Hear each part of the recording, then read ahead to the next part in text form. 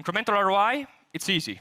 It's the historical revenue generated by a specific historical spend. It takes a look at the past and tries to tell you an estimation of this was a good ROI or a bad ROI. The margin ROI is where you use to understand where to invest your money. It's the future simulation of the estimation of €1 and the ROI that €1 would generate if allocated in one channel. Now, this is a real example. This is one of our clients. We have 5 channels. In yellow, we have the ROI. And in blue, we have the margin ROI. The more similar they are, the more we can invest more money into the same channel. The lower the margin ROI is, the less we need to invest in that channel. So in this example, basically, we need to increase the marketing budget on search, display, and influencers, and decrease it on social and TV. Just by reallocating the budget between these channels in this way, we can expect between a 5 to 12% improvement in ROI.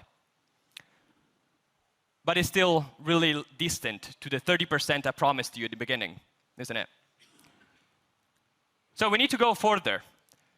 We need to understand and actually get when we need to invest our money. And every MMM or any personal insight and assessment you can do can allow us to assess the seasonality impact and the seasonal effect of your brand.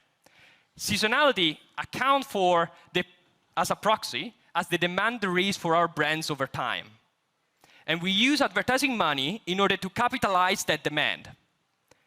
So what we need to do first is plan the amount of budget we want to invest based on the amount of demand there is in our brand over time. But you would say, right, Gabe, but there are different effects over time between channels. We cannot invest them linearly based on seasonality.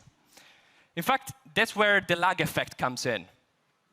The lag effect is the distance in time between the moment in which I invest and the moment in which I see maximum revenue impact coming from that investment. We can get them, again, from MMM or incrementality tests. And in this example, let's take Black Friday, Cyber Monday, in which there is the maximum amount of demand for our brand in that moment. If we want to plan carefully and time each investment correctly, we need to take account to the lag.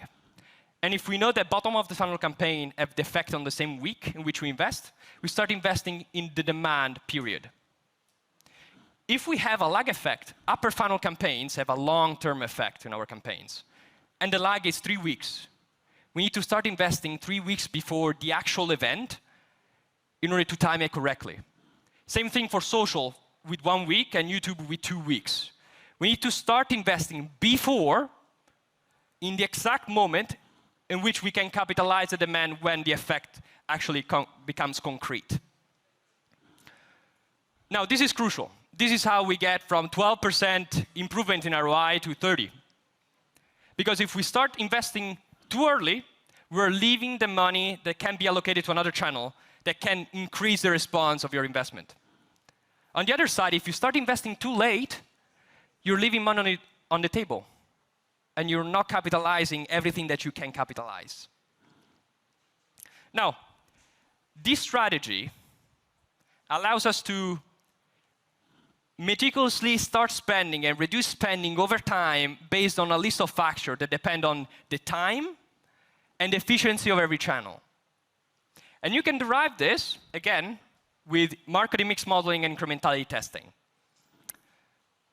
The way to prove that this actually works is with this graph, which is a revenue compound graph that compares what would have happened if you continued investing in the same way that you did in the past versus what you actually can receive by allocating the budget between channels using marginal ROI and over time using lag and seasonality.